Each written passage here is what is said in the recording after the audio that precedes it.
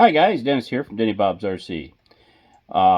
Bruder has since discontinued the compactor, the CAT compactor, and hopefully someday they renew it or bring it back into production with a newer model or something. But anyway, so they're kind of hard to find. I bought a used one, secondhand one, off eBay. It was missing some parts, but and I bought a brand spanking new one still in the box. I still have yet, but I built one time before, and I went a little bit differently with this one. I'm going to kind of go through a little bit of what I've done to this point. Hopefully it'll kind of explain a few things and maybe help somebody out. You know, due to the fact that they're no longer being built, it's kind of irrelevant to do a huge build video on them. Just for that fact. I'm sure there's a lot of them new in the box somewhere stashed on a shelf, or somebody's got a hoard of them or something, but I don't. And I had one, built it, did a little video on it, sold it. Ever since I've regretted it, because shortly after that I went to buy another one. I couldn't find one. So now that I've got these, I'm not going to sell these. I'm going to probably build one. I might build two and hang on to them. But or build two of them and sell one or something. Who knows? No, I won't sell them. I'm tired of selling stuff and then having to build one later on. But I'll kind of go through it and kind of show you a little bit of what I've done to it. I built this one a little bit differently. The original toy, the rear axle pivots, and it's rigid in the center. I actually made this one oscillating and articulating in the center, and the rear axle is solid. So I had a few people with the last build kind of bitched because, oh, that's not the way the real ones are. I'm like, well, that's the way the toy's built, so most people do it that way. And you know, I told that person, I says, why don't you go ahead and build your way. I have yet to see them put out a video and show any proof that they are even capable of building something. So anyway, I'm going to kind of go through some of the motors and stuff I use. It may not be the best ideas, but it's what I used on this, and it's actually what I used on my last one. And heck, let's get down to it. Okay, here it is. This is how I've gotten done so far. It's not really nowhere near done. I haven't even gotten my steering ready to go yet. But, you know, the hoods are pretty easy to take off. And I haven't got this fastened back on yet, which I'll go from the bottom and put a few screws in through these posts. That way I can tear it apart if I ever have to work on it. I've already got it wired, the cab wired for my, my blinking lights. Let's see.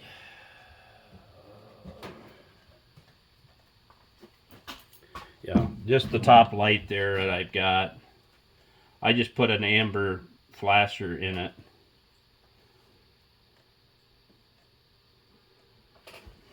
And I'll put a remote switch.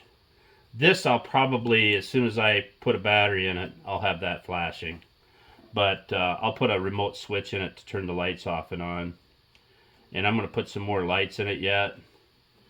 I put some lights in the back and the front of the cab. And then I'm probably going to take and put some red lights back here. I'll get rid of these decals and put the red lights in there. But yeah, cab's pretty much done. But it was missing this was broke and this was broke. The rear view mirrors were broken. And the GPS thing was missing. So I'm gonna I've got a brand new toy here. I'm gonna take a look and see if I can make something to look similar to it. Spin it on the lathe, paint it up, throw it on the top.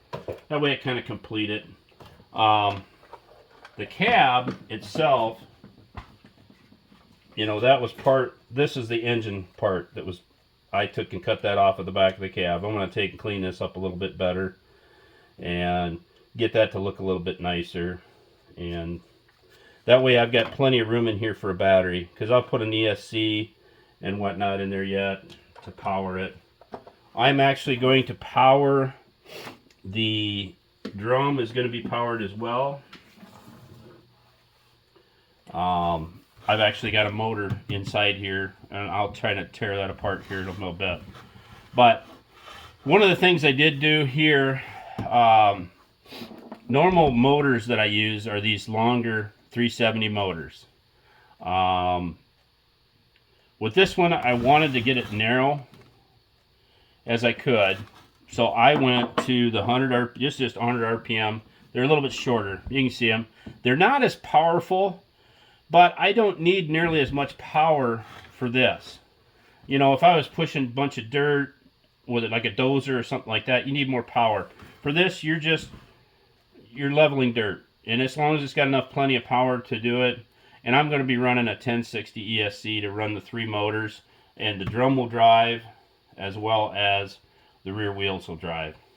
And then I'm going to put a vibrating motor inside the drum. I haven't gotten that part done yet, or close to being to that stage yet, but I'm going to take and mount a steering servo in here and run the linkages to run the steering. Now, one thing I did do, there's a couple of bearings in here, and I made this, so I'm going to put a stop on it too, so that it can only go so far. But it steers and it oscillates as well. And that was a little bit of thinking and trying to figure that out, but wasn't terrible. Now, to get this is just a black plastic tube, 1 inch ID, 1.25 OD, black tube that I have glued in place in here, and then the motors are slid in from the ends, and then a hole drilled in the middle with the wiring coming out for the drive motors. And I'll show you kind of what I did here. I don't know if we'll be able to see it. I'm trying to see it. Trying to keep everything on video here. This is just a countersunk 4mm screw, and these are kind of what holds my wheels on. They're just kind of a piece of plastic that I machined out. I didn't have the right size, so I pressed a 1 inch inside of a 1.25 inch, and I'll get it all painted up to match the model itself. And then I actually took and drilled these wheels out. The hex is still there and all the ledge to hold the hex, but I drilled it the same diameter as these hex adapters. Then I actually drilled it from the back side to 4mm to fit the shaft, drilled it for set screws. It's got the set screws on it in the hex, and then I tapped this out to a 4mm on this end. So you got to be careful and not drill it all the way through, so that you want enough. But then that took everything and inverted it and made it really narrow with the narrower motors versus these, and reversing that hex.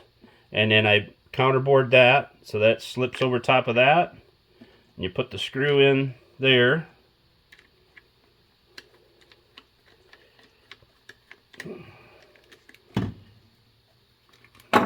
and there you go. Makes it nice and skinny, so it's nice and narrow. Now, I don't have everything kind of fastened together quite yet, but here's the pin that comes out of here. And I put a brass bushing over top of that. And you kind of see what I'm going to do is I'll get a couple of those bearings and I'll show you. Okay. So if you kind of, I don't know if you can barely see this or not, but basically what these two bearings are is I get these out of Servo City. The unfortunate thing is I don't think Servo City is doing these anymore. This was the Acrobatics parts. I don't think they're manufacturing them anymore, or nobody's making them anymore. But what I did was took 2 of these together, put a 1/4 inch bolt through there, put a little thin shim washer in between, and then I bolted these together. So you have a, did I do that? Nope, that's the wrong way. Alright, goes this way.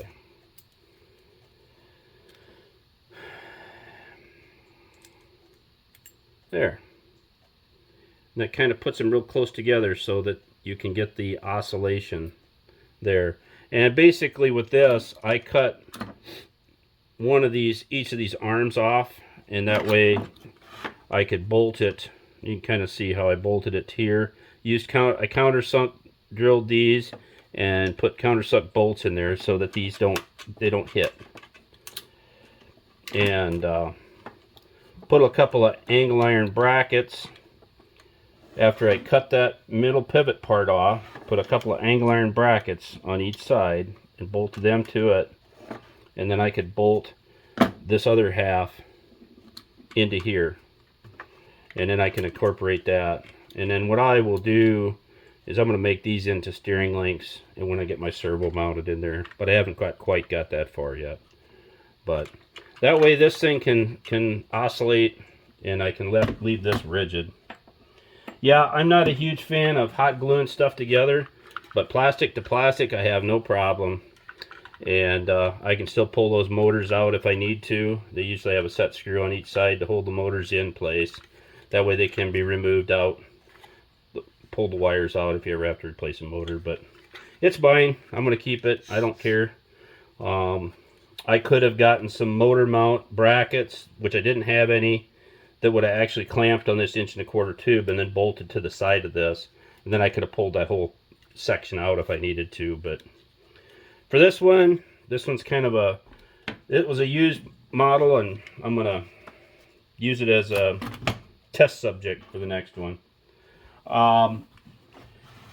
One thing I do have to do is, where is it? I will have the drive motor also being powered inside the drum, and I will have this slip ring mounted on the inside with these wires sticking out the end. I'll get a double bearing set up on this side, similar to this, but it'll be bigger, so that I can run a hollow tube to run the wires out. And I will run, one set of wires will run the drive motor, the other set will run the vibrating motor that I'll have in the drum. And down the road I'll probably do some videos on how I did that. Now, to get this drive motor set here and put in place, I'll have to take some stuff apart, and I'm gonna have to take it back apart anyway because I have to do some more stuff. This all takes time.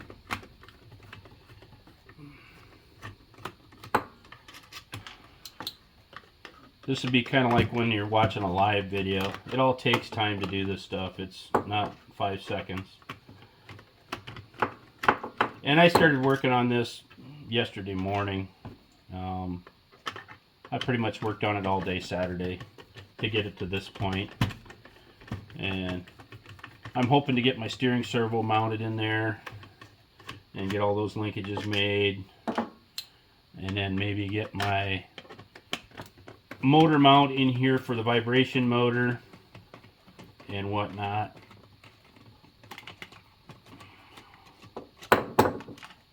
Okay, and these are all countersunk bolts, so it kind of runs flush. And this basically, let's see if we can get this to, alright, just to kind of, yeah, it pulls apart as tough as it does when it's the original. And then I've got basically this hub's a 4mm hub, 4-bolt 4mm hub that goes right there on the inside. That this is the motor shaft, the D-sized, D-shaped 4mm shaft, and then this plate goes on the outside and sandwiches that and holds it together. Basically, this part here is one of these hubs machined half thickness, and then I countersunk it. Seemed to work pretty good. Worked about perfect. And then that's how that motor will drive. But I have to have the rotary slip ring mounted on the other side and coming out the other side to run the motor. But the motor is basically, this is more of those actibiotics or whatever stuff that I get from. But now they're making go build us stuff at Servo City. The problem with that stuff, it's all metric hardware. When it was the old acrobatic stuff, it was all like 632 hardware. So it's kind of weird because now everything's metric.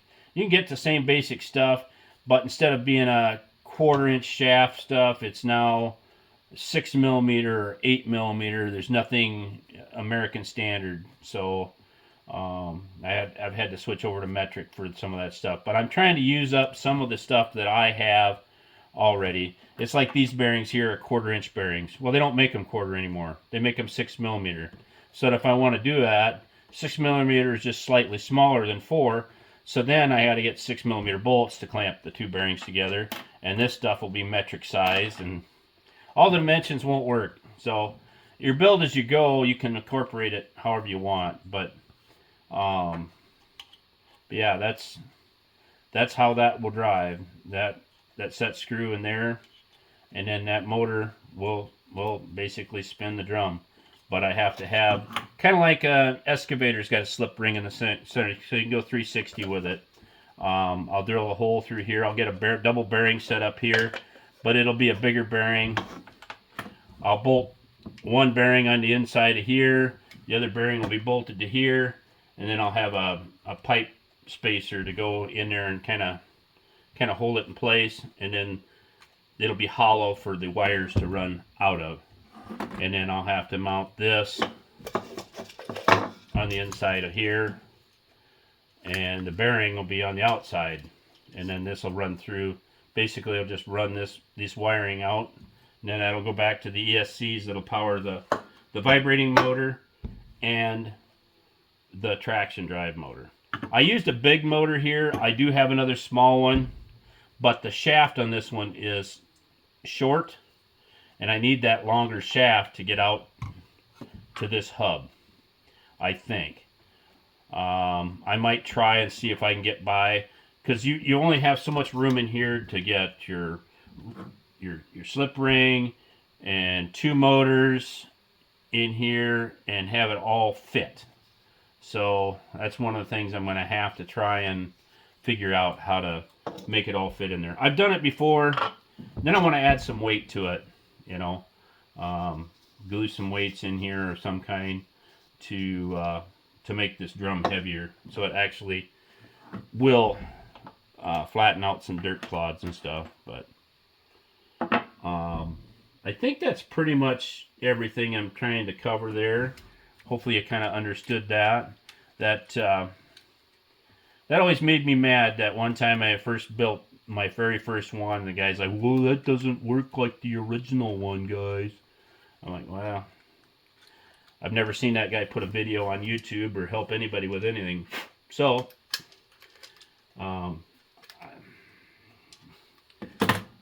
I shouldn't worry about it, what other people think. What do I give a shit about what other people think? I shouldn't, right? Anyway, hopefully it kind of helps a few people. When I mounted those tubes in here, I don't know if I can.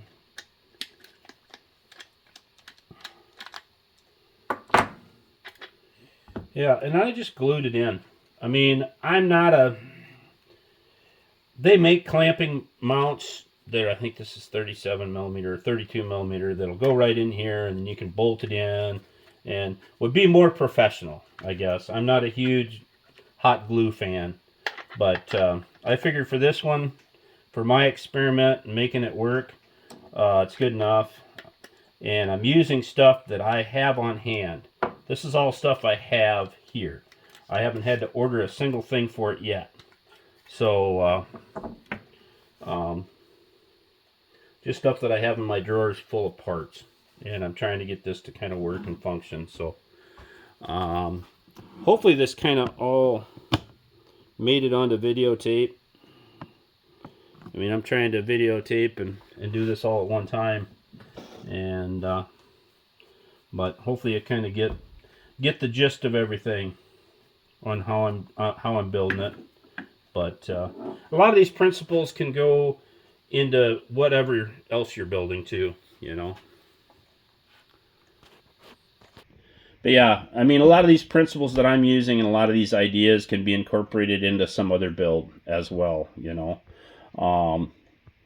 That hub idea for the wheels to get them narrower, I used that same design when I did my XD 5000 articulated dump trucks. I built 4 of those, and I did that same principle with those wheels to get them narrower, because otherwise, but I did use the wide motors in those. I did use the longer motors, but I wanted to get the wheels in narrower, so I reversed everything and did the hub setup very similar to what these are on this compactor. So anyway, hopefully you guys kind of enjoyed it. Hopefully I didn't bore you too much. I kind of ramble on. Hopefully most of this made it on the video, because I kind of placed the camera and tried to do it that way. So anyway, catch you guys later.